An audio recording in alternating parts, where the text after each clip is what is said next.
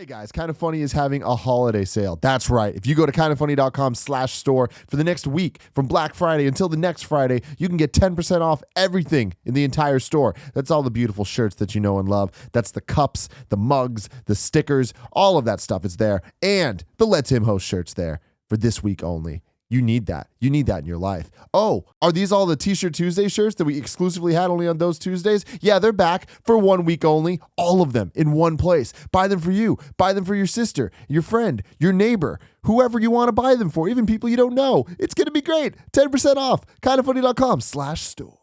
This episode is brought to you by Loot Crate. Would you classify yourself as a geek, gamer, or pop culture nerd? Then this is the subscription box for you. For less than $20 a month, you get 6 to 8 items of gamer and pop culture licensed gear, apparel, collectibles, unique one-of-a-kind items, and more. Make sure you head over to lootcrate.com/kindafunny and enter the offer code kindafunny to save $3 on any new subscription. Not that long ago, and depending on where you live, not so far away, Loot Crate blasted off into a voyage across the galaxy, searching the far reaches of space to find universally awesome gear. Using December's Star Wars The Force Awakens loot as a launchpad, we landed on some equally cosmic items from Halo 5 and more.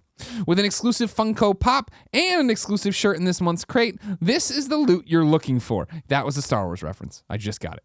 Remember, you only have until the 19th at 9 p.m. Pacific to subscribe and receive that month's crate, and when the cutoff happens, Jack, that's it. It's over. So go to lootcrate.com/kindafunny and enter the offer code kindafunny to save $3 on your new subscription today.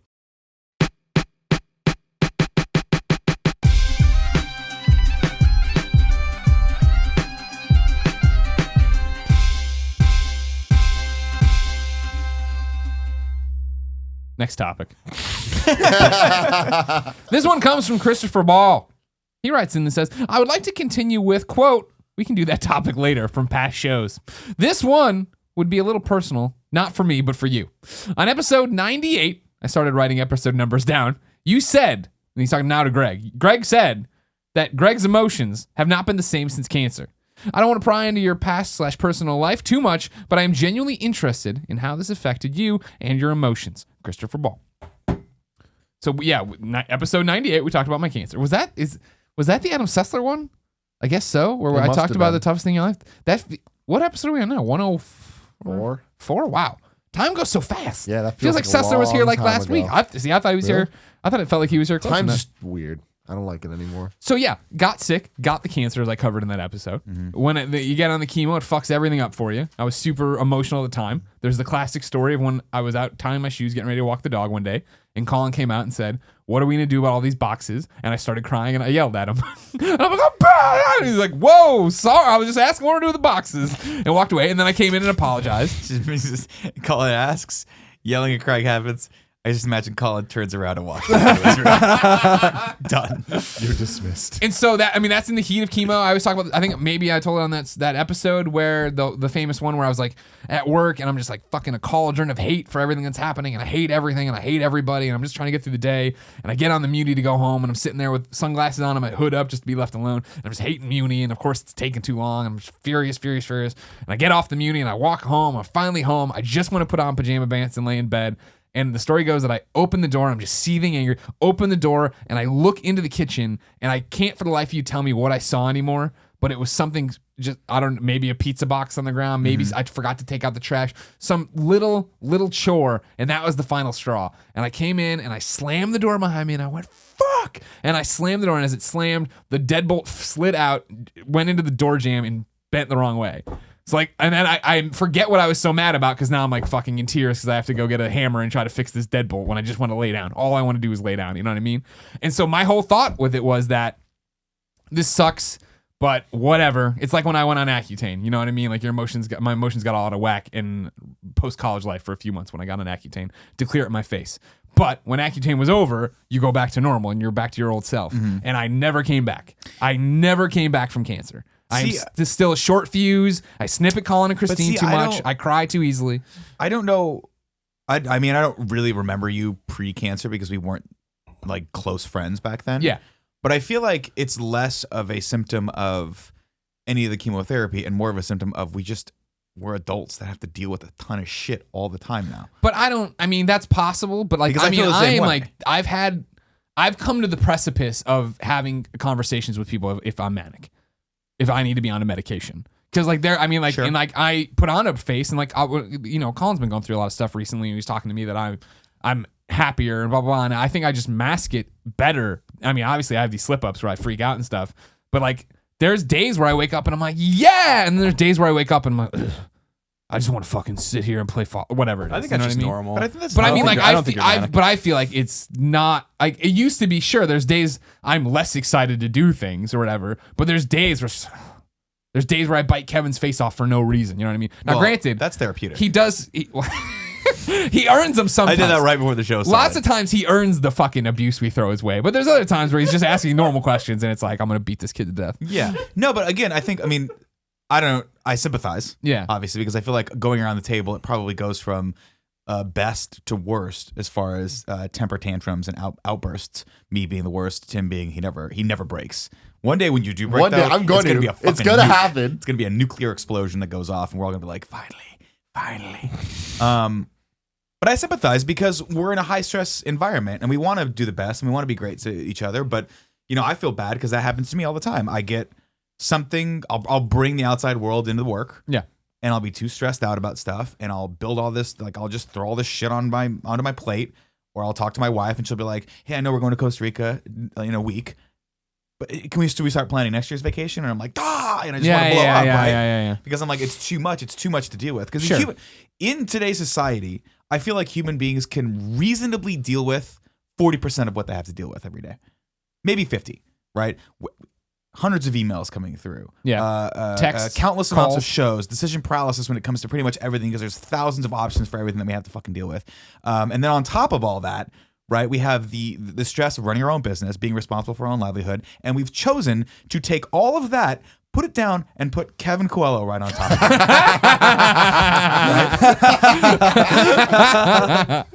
it. Which...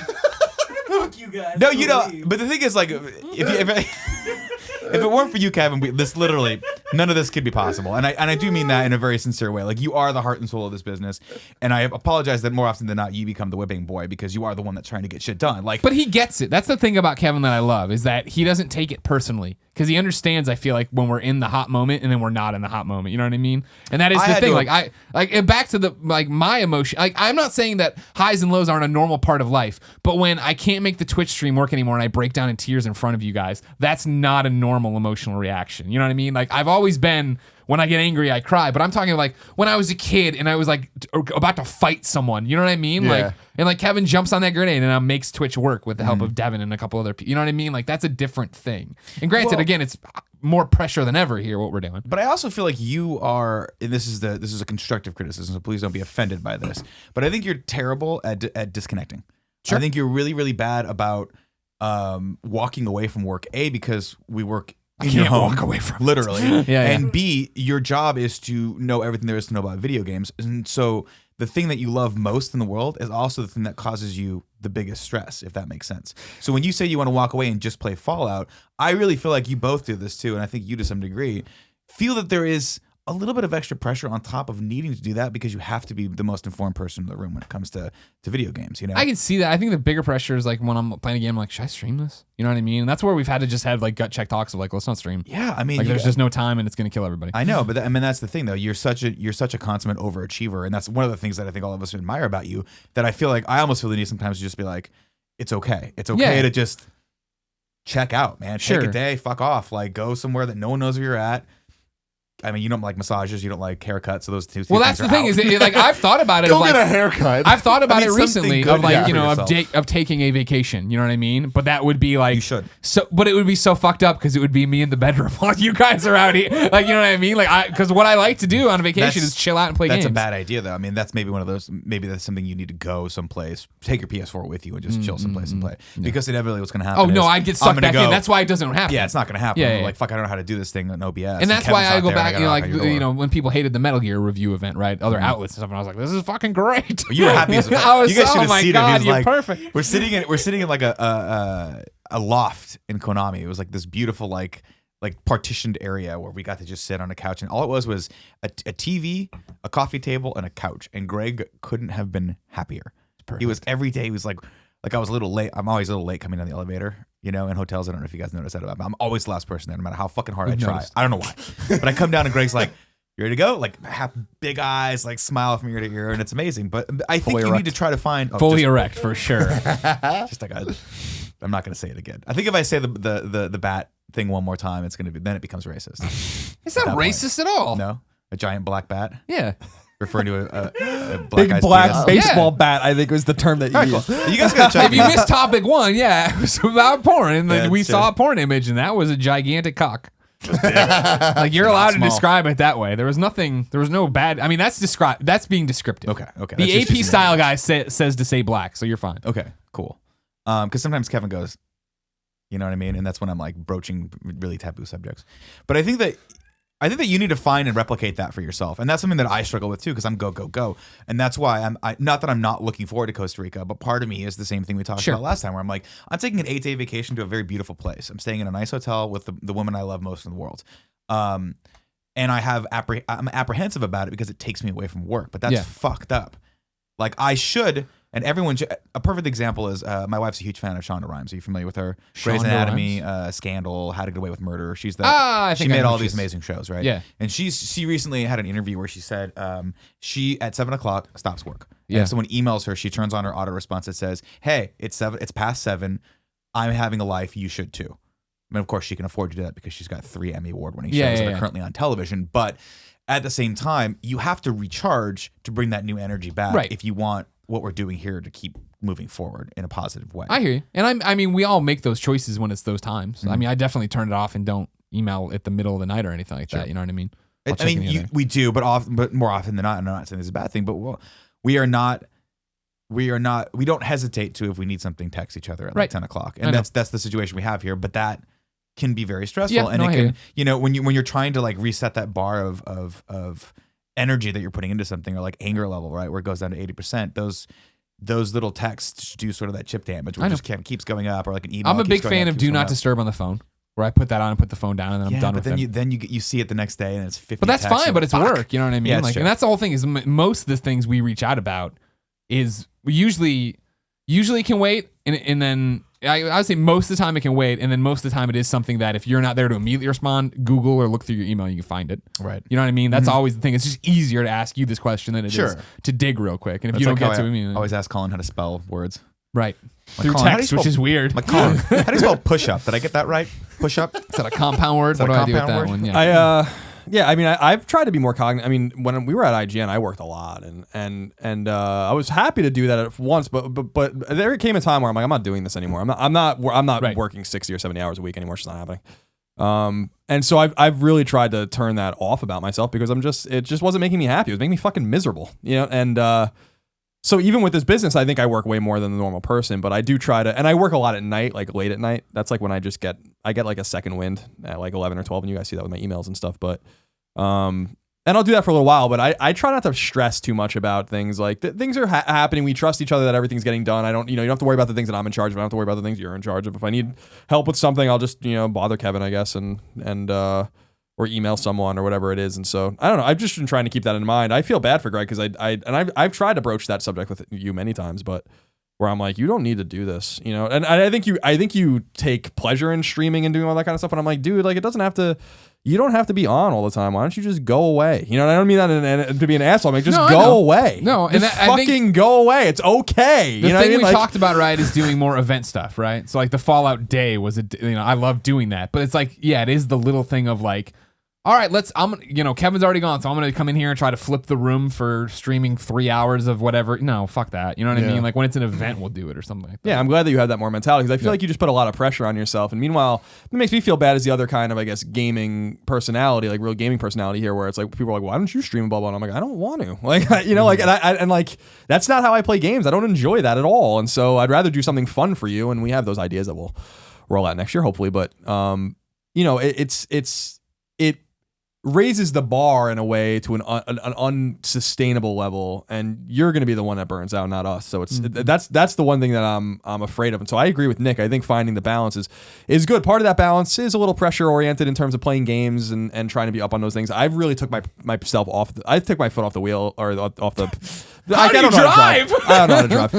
I'm just going to stay away from driving metaphors. But I really let up on the idea of Knowing having. I know I read and I know a lot, but people really love the quote from the PS I Love You XOXO where I said, "Do you want to take a seat and I'll tell you all the things you don't know?" That's being. He wasn't talking to me. No. Because people were busting my balls. I didn't know one thing. So I try to take the pressure off myself to that I can't reach those standards, and I think a happier and healthier Colin is good for the company and good for our audience. And I think that's the same for all of us. And I especially, the one thing that I like, and I've given you props for this, is that I've been for a couple of weeks there, I was kind of like a waste, and it's cool to have a company it reminds me of like a wound where like your body works to stem the bleeding and then start to heal and stuff like that, even though like one part of it is like out and not really able to work properly. It was really kind of nice. I do appreciate you guys for that. I also feel like I think your perspective on that was a little different than ours. Exactly. I didn't see any difference in your energy or what you brought to the group as well. But I'm glad that you feel like you can, like I'm having a little therapy session right now. I'm glad you can feel like you can take your foot off the gas. To use a driving That was metaphor. the one I was looking for. Yeah. A little bit. Foot off the wheel. Like, Jesus, have I been doing this wrong the entire time since 16? Cut to Colin driving a car with his feet on the wheel. Guys, He's got these sticks he's hitting the gas and brake with. Very unintuitive. I like how your brain went to sticks. Mine went to he was flipped upside down. Oh, and that'd be hard to do. Yeah, you can't really see out of your ass. I've tried. Right, Kevin? Sometimes I get Kevin. I owe Kevin a huge apology for the other day. I jumped down his fucking throat. In front of me? Yeah. Yeah. You guys when we were doing that. We were doing the rewind, the trailer went down right. I for, heard this from the other room. Yeah, and Kevin. You could see him up against the walls. I was just having a bad day, and I asked Kevin a question, and he had the misfortune of he wasn't doing the thing that I thought he should be doing in my brain, even though I had not told him to do that at all. He was standing by the camera monitoring the shot, and I was like, Kevin, how's the audio? And he's like, huh? Oh, hold on. And I was like, I have it recorded. I went off on him for like 5 minutes.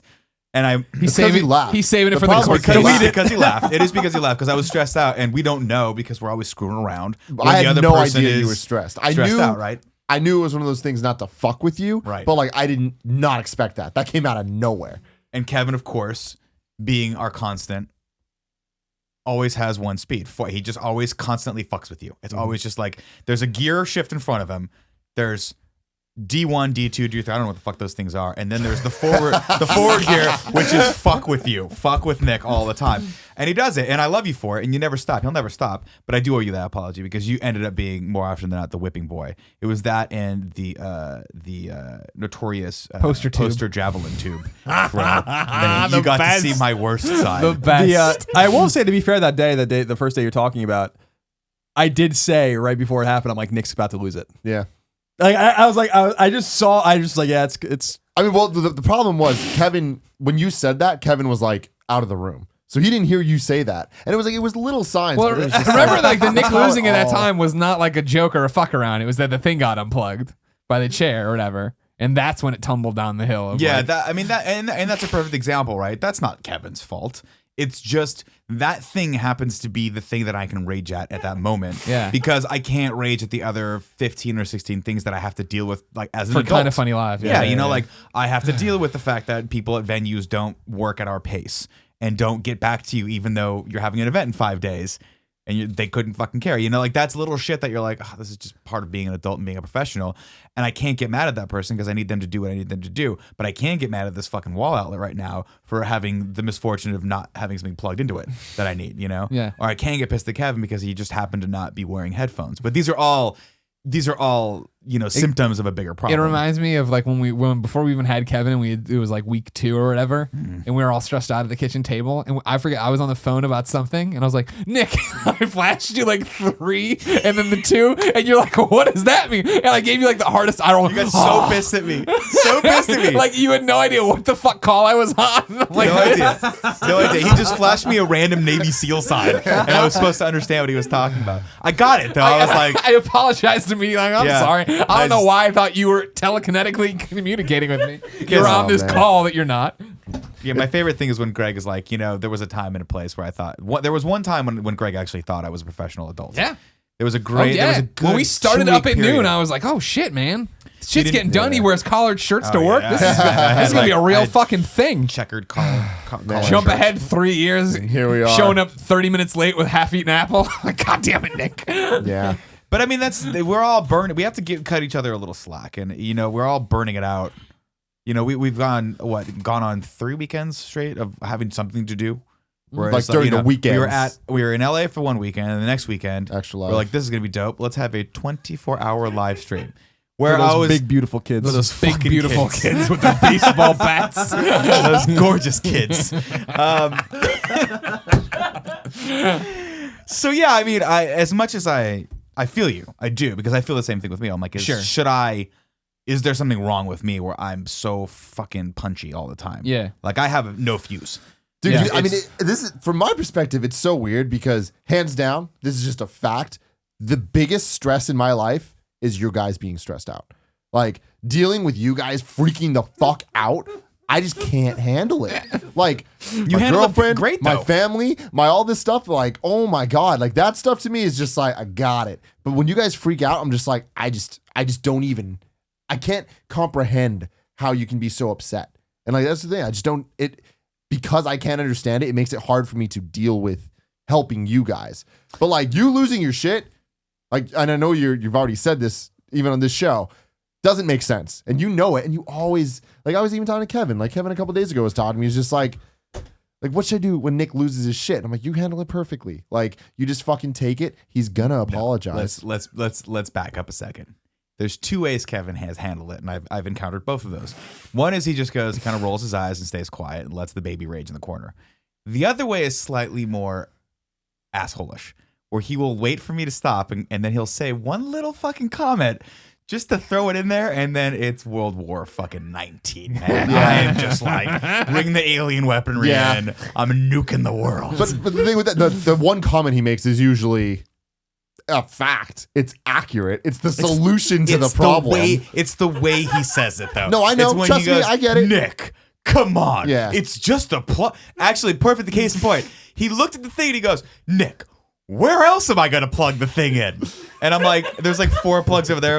Oh my God. I'm like, Kevin, I just want to. Flashbacks. It's flashbacks right now. this into a weapon and kill you. Get the poster tubes out of the way. Get them all away from him. Not only that, but like, the But avalanche so, of swag. Kevin, though, Kevin's a perfect example. Kevin is the one thing that actually does set me off. That does get under your skin. And he kills me. He gets me in a way. And that's just because he's my fucking brother. He's your brother. You know? But it's like, My brother does that to me too. Kevin, like, and we give him so much shit. And 99% of the shit that we give him, I don't even say that you guys give him is not okay. You give him a lot of shit. No, no. I know. I give him shit for different things. And like, it's my things are just the things that drive me fucking crazy. Like, it's just, like you guys always apologize. You're like, we give Kevin a lot of shit, but like, whatever. I'm like, no. The shit that I give Kevin, fuck that. I stand by that and I will never take that back. I give him as much credit as he fucking deserves. I love him. I'd be fucking useless in my life without him. Mm-hmm. But oh my God. Yeah. He just Kevin, it's infuriates again, me every moment of the day. I don't want to make this whole topic just about Kevin, but it really. Well, I think we found the stressor. I think we found like it really is. It's and this is indicative of everything in life as an adult. It's pros and cons. Kevin is pros and cons. You have to take the good with the bad. We love him. He's more good than he is bad. But when he's bad, oh my God, it makes me want to strangle him. It really does. Yeah, he's I mean, I've developed what I would call with Kevin an intentionally adversarial relationship. Oh, with you Kevin. two are the worst. Like, but I do it because I think it's funny. Like, I think Kevin's the same way where I'm not even really fucking with Kevin at all anymore. Like, just in the sense that everything is a fucking with Kevin, and I know he fucks right back with me. So it's like he's a character on our show on Colin and Greg especially, and so I've kind of just developed. That's how I deal with Kevin. is Kevin and I have serious political conversations and scientific conversations, and he definitely scratches my intellectual itch in a way. Like the only person I can really talk to about the things that I care about. But I like that I've developed Kevin as this as my foil basically. I think it's funny. I think it's good theater. It is good. But yeah, I feel bad for Kevin sometimes when we get mad at him, but I kind of feel bad for everyone. I mean, the thing is that there's just 5 very unique and very different personalities in this company. I don't think any of us are really like each other, and we all like to laugh. We all have good senses of humor. I think we all have great senses of humor and those kinds of things. But I also think we're very different people, and so there's going to be inevitable conflict between people, and I don't think there's anything really wrong with that. I mean, so a friend of mine was asking, a common question for Greg and I, where it's like, do Greg and you ever get tired of each other? And I'm like, I don't think so. I mean, I'm like, Greg and I don't give ourselves a chance to get tired of each other because we're not. I think people think like we live a life where we're together all the time, and I'm like, Greg and I don't really talk that much. Like we have our conversations. Greg's a good listener. When I have problems, and Greg will like just come out of nowhere and invite me to dinner or whatever once in a while. But we're not like up each other's ass. Like I think a lot of people think like we're just up each other's ass. So I'm like, no, like Greg and I don't get tired of each other. But if Greg, so I mean, once in a while when Greg's feeling adventurous, I'll put it in his ass. But I'm like, I don't understand how vaginas feel. So help me. This is as close as I can replicate it. I need to know that for big, science. beautiful white baseball bat. Yeah, that white glistening fucking shiny baseball bat. Yeah, so I think that it's the word glistening. The word glistening. You know exactly what I'm talking about. I know exactly what you're talking about. It looks like it's got a little bit of motor oil on it. Oh yeah, you know what I'm talking about. But that's never not going to be shiny again. Oh God. So yeah, I think that it's all about how you deal and vibe with people. And I know that I'm like more of a brooding and like very emotional and almost pessimistic person a lot of times. And so I try to off balance and offset that with my sense of humor. I think I have a dark sense of humor, and like I like to laugh and I like to make fun of shit and I like to be inappropriate and stuff like that. And so I try to balance those things out. And I think that we're all kind of self-aware of the things that we do well and the things we don't. And I think that's why we work. But yeah, so I think it's just the way we interact with each other. And yeah, Kevin's a scapegoat sometimes for some things, for Nick, for instance, or for all of us, but it's not personal. I know it seems personal sometimes. Some people in the comments are like, you guys are mean to each other, blah, blah. My favorite thing is like reading the comments where it's like there's theories that you and Tim always have. Yeah, like, Tim and I are mad at each other, or you two are mad at each other. For a long time, I gave Nick That's really not a hard theory. time. Sometimes Greg and I are legitimately just mad at each other. I'm never mad at you. Or We have beef every once in a No, while. we don't. When? We get into little tiffs every once in a while. No, that is never. I can't think of a time where I've been like mad at you. Not mad at me, but sometimes What? Give it to me. We're good though. You and I get prickly. Both of us get prickly. But the thing is, I don't think we've ever been prickly at the same time. No. When I get prickly, you're usually there to help me calm me down, and I try to be the same for you. That would, if both of us were prickly at the same time, you would be in tears and I would be putting holes through the wall, and that's just the way it would go. And then John's, God, that would cost so much money to fix. Don't worry. But yeah, I mean, I feel like we're in a very challenging environment where that's part of the fun of being in this group is that you guys never let me rest on my laurels, and you always challenge everything I say, which is great up until that last time. Like for instance, before the show started today, Kevin I made one comment as a joke, and Kevin was like, "Do you even know what you're talking about?" And it's just after the 15th time of hearing that, I'm like, I gotta jump down his throat right now because he's challenging me, and it's like two fucking elks in the middle of the wild, right? I gotta just like I can run away from it, or I could take these horns growing out of my head and stick them right in his little ass. So I did that. Yeah. And Kevin looked at me, and it didn't make a fucking difference whatsoever. That's what I love most about him is I'll yell at him, and he just blinks, and then says another fucking thing, and you're like, God damn it, Kevin. God damn it. He's an interesting Kevin.